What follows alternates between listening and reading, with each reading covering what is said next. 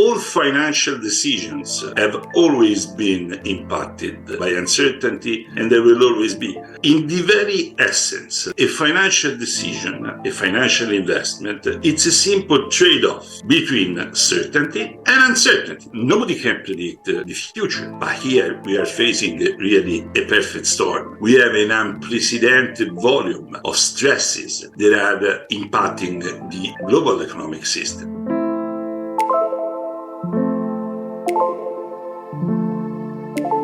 Hi there, and welcome back to Voices of a Business School, hosted by AVT Business School. In today's episode, we're extremely pleased to welcome Giampiero Favato. Giampiero started his career by working his way up through the corporate finance, economics, and business development divisions.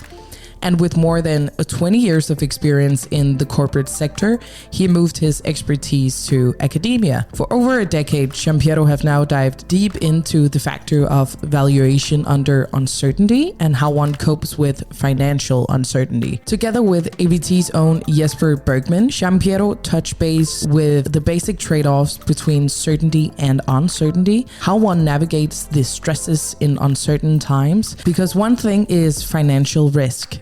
That factor is a known unknown, but dealing with uncertainty, one is faced with an unknown unknown.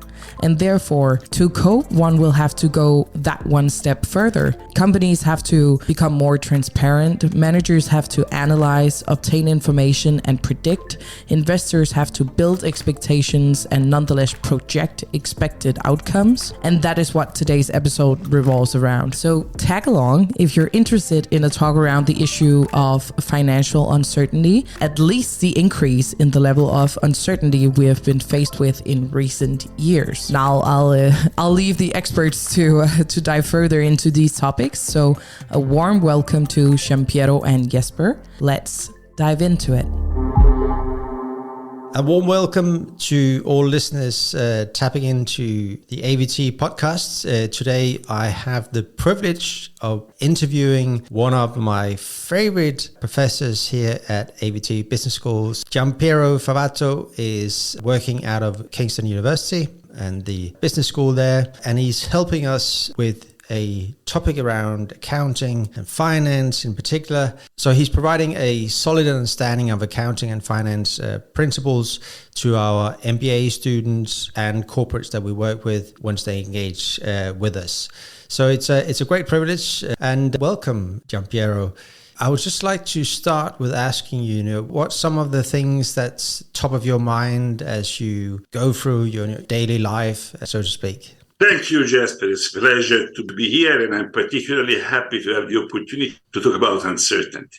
As you know, Jesper, I am a sort of a hybrid professor because I spent 20 years of my life working in corporate finance for the pharmaceutical industry, where we were valuing investments on innovation and R&D, where actually uncertainty plays a big role because we are talking about investing on something which may or may not become a blockbuster drug in 10, 12 years.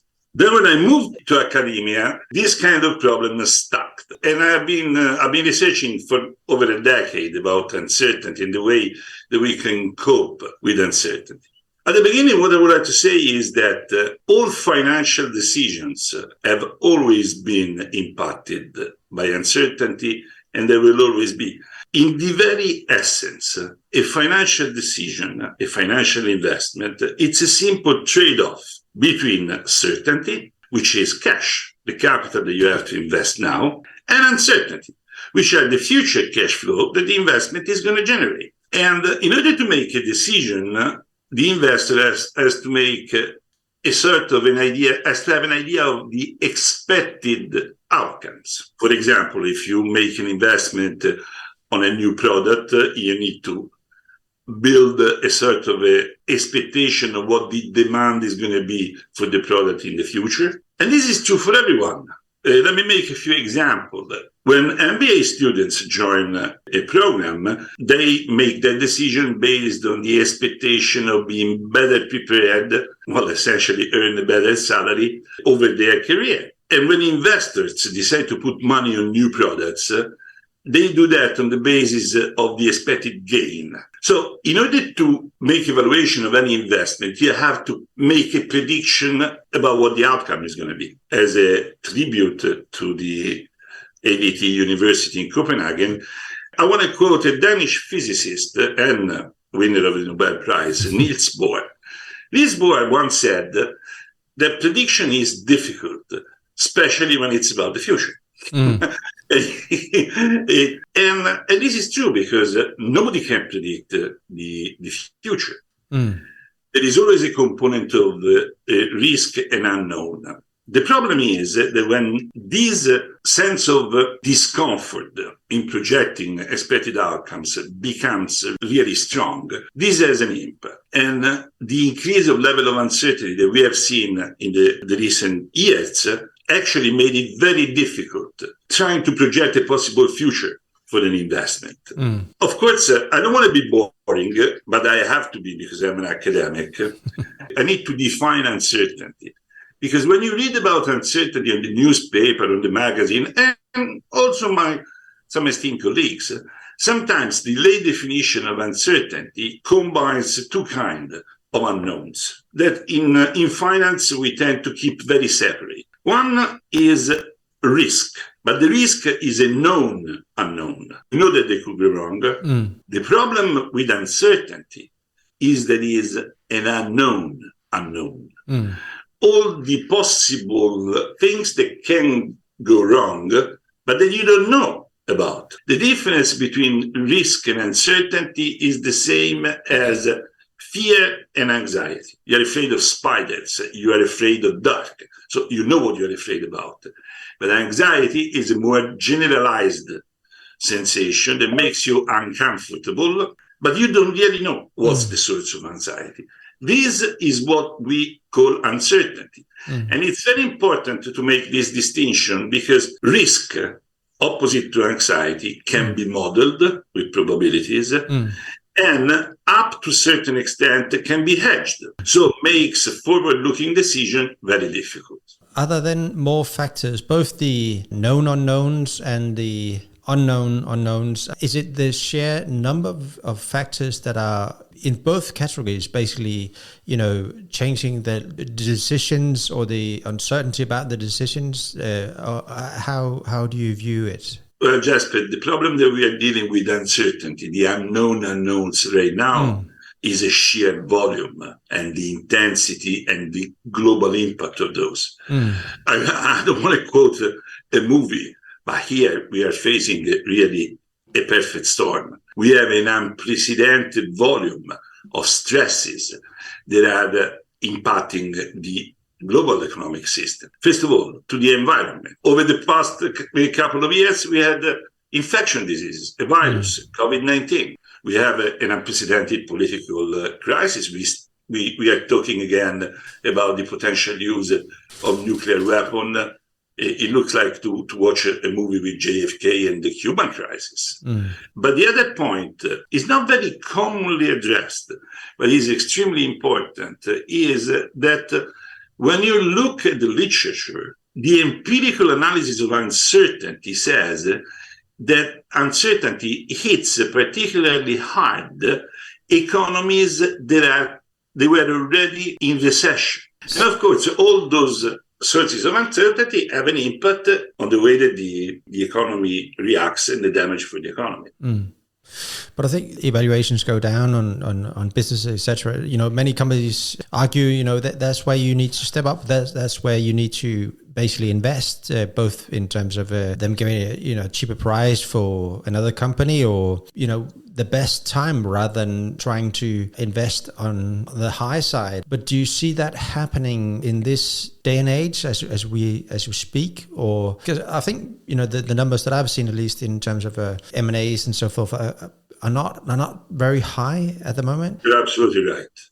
But not just the merger and acquisition, also the capital funding for startups or early stage companies is going dramatically down, which signals a couple of things. The reason why I started talking about this confusion in predicting the future has direct impact on the investment of the company. it looks like the corporation are privileging short-term investment, but they are reluctant to commit to long-term investment because the information that they have about the future do not allow to be confident as they used to.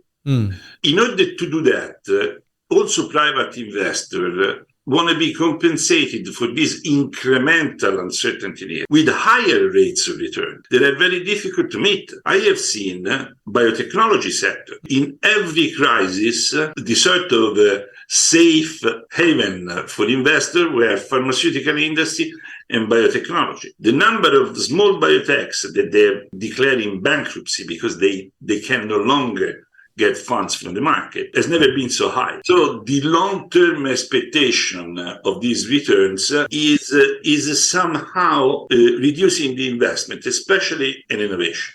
But this has a number of negative consequences because if you shy away from long-term investment, it means that your firm level and aggregate productivity is going down, which is something that all the macroeconomic indicators are telling us. And there are another couple of things. For small companies, the financial turmoil is increasing the cost of money, so it's more expensive for smaller firms to access cheap financing, bank financing.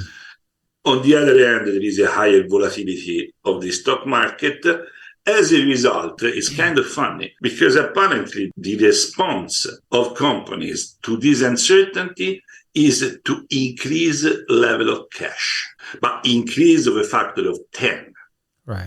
Jasper, in the old times, when I was managing this kind of stuff, we were urged to keep in the safe as little money as possible in cash. Now, cash is becoming the sort of a risk-free resource the company can use if something goes wrong. I guess that's back to, the financial crisis kind of, Absolutely. But the advantage basically to invest, whether it's uncertainty or whether we are at the brink of really... There is a positive coin in this uncertainty. As important as the negative, pressures that are more clear towards a different future may have forced corporations to accelerate the obsolescence of their product and, as a consequence, their funding of R&D because there is no other alternative. All right. Giampiero, just some quick questions that I think you're more an expert in answering than anyone else we've had in the studio. I was just wondering what your take upon cryptocurrencies actually are in the financial market, whatever your take is. I will report the fact that I really agree with the opinion of the governor of the Bank of England, Draghi, which was the former president of the European Bank. Cryptocurrency is an unregulated alternative to investment. As such, is a pure bet with no underlying value. The only reason why the price goes up or down is related to the market demand, if people are buying or selling. Now, said that, we are at the level of price in the stock market where even if you buy shares, more or less is the same. Because if you're asking me to actually do a free cash flow valuation of Apple, I have to build assumptions that to define them unrealistic, it's really an understatement. The only thing that I'm saying is the key word is unregulated. We have already enough problem with the regulated financial investment that I'm not sure you want to deal with unregulated. Said that, my personal advice is if you want to play with that, play with little money because there are very good chances that you're going to make short-term profit and extremely good chances that you're going to make long-term losses, like everybody that I've seen investing in that. Okay. Another question. Jasper, it's a casino. It's a casino. You go and bet. If you want to bet £500, £1,000, they're nothing to you. Have a little bit of fun is not a problem. I wouldn't bet my pension fund. That's what I mean. Well, in terms of balance and also looking at accounting and finance, we've seen ESG factors come into play as well. So I was just wondering, environmental and social certainly different from what the accounting and finance department used to report on, at least. Any issues in that regard, or do you see firms really picking up on reporting on these factors as well? Yes, there is tons of metrics. Every investment fund is trying to look at a complexity of reporting about environmental factors.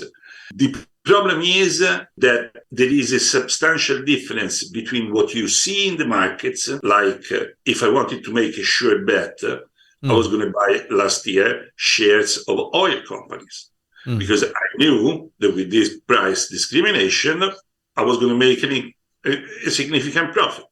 So this behavior of the market doesn't seem to go along environmental responsibility. In reality, there will be sooner or later a much stronger movement. But in order to do that, the real movers of the money, they have to find a sort of a common ground. What are the new rules of engagement in investing in companies? And companies, they have to be much more transparent. Let me give you an example that I just saw.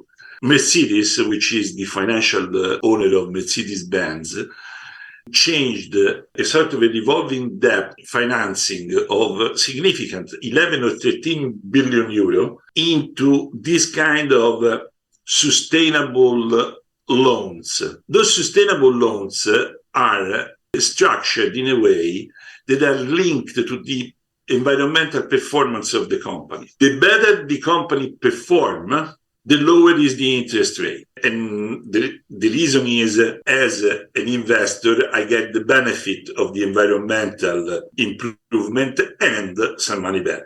So in this way is the first time where I see, with this kind of new instruments, a sort of a convergence of interest between companies and investors. This is where we need to go in order to make this happen.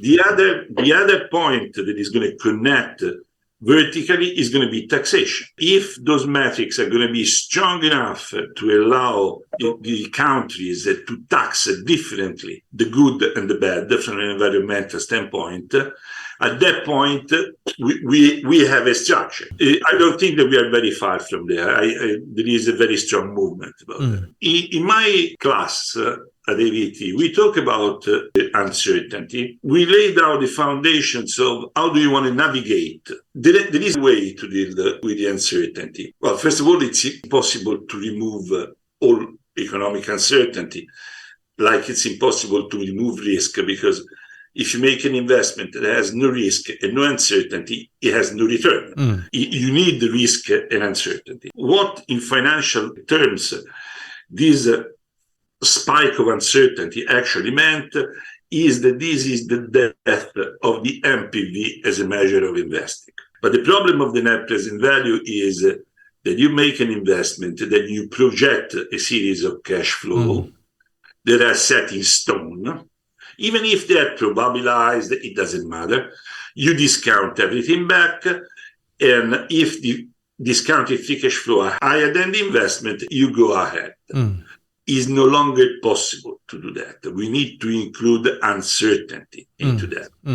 And in order to do that, one is to make, if possible, the investment flexible, not to go all in. There is an instrument that I pioneered and we look at in our class, which are the real options, that tell you essentially to look at an investment, if possible, in a different way. To make an initial investment, but before you put more into that, you need to have the possibility to wait to have more information. And if the information that you have are negative, you need to abandon the project. It gives you the flexibility to get in and out of projects without losing the full money, the entire investment.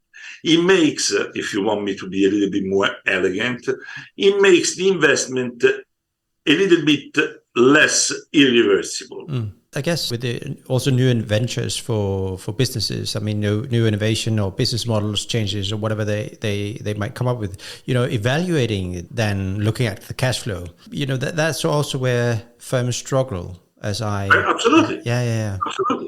Absolutely. This is why you need to include as many information as possible, because in our class, we use an artificially intelligence built spreadsheet where we get the information from the accounts. We build the future cash flows according to the information that we have. Then the spreadsheet creates very different scenarios. One which is the one that we believe is the most realistic. But the most important one are the two opposite, the best and the worst. And by stretching those as much as we can, what you do, it forces you to look at the extreme, and then we derive a sort of an average, a possible value, that you compare to the NPV. If it's the same or even better, it gives you a little bit of confidence that the uncertainty can help you. But if it's much less positive than your base case scenario, then you need to stop. And you need to realize that uncertainty could actually play a major role in the investment, and you have to rethink about what you're doing. Yeah, sure. So the best thing that we can do, because the NPV is deterministic, you need to stretch it to see what's the possible extension, and then you need to see what uncertainty could do to it. Eventually, there is no artificial intelligence. At the managers, they have to make a decision based on what they know and their gut. But this is a way, it's a kind of a slow food approach to investment. You have to take into consideration everything. You need to savor all the ingredients. And at the end, you make the decision. Well, this is what we do, and this is what now also the corporation do. I am working on a project, because can you believe how big is this problem when we talk about mega projects, like public investment? I'm not sure about the travel demand. I'm not sure what a plane is going to look like over 10 years. So how am I going to do that? And one way to look at that is twofold. First of all, to try and build the investment stepwise, so you can abandon it. But that's not enough. If you decide to abandon, you need to have an alternative use of what you've done, because we cannot leave tons of cement. Yeah, sure. And this is the way that institutions making large investment are trying to navigate through uncertainty. Oh, brilliant. I know you pioneered the model for quite some time here at AVT, and glad to hear that some firms are actually trying to adapt it as well. I think there's still a lot of firms out there really looking at when does this break even the cash flow. When is the NPV higher than zero? But it doesn't mean anything anymore. Anything. So let's hope more people will dive into this issue around uncertainty, the increased uncertainty, at least it seems, and how to navigate it, and learn from Giampiero Favato. It was a pleasure talking to you here today, Giampiero, and we are looking forward to see you. It's always a pleasure.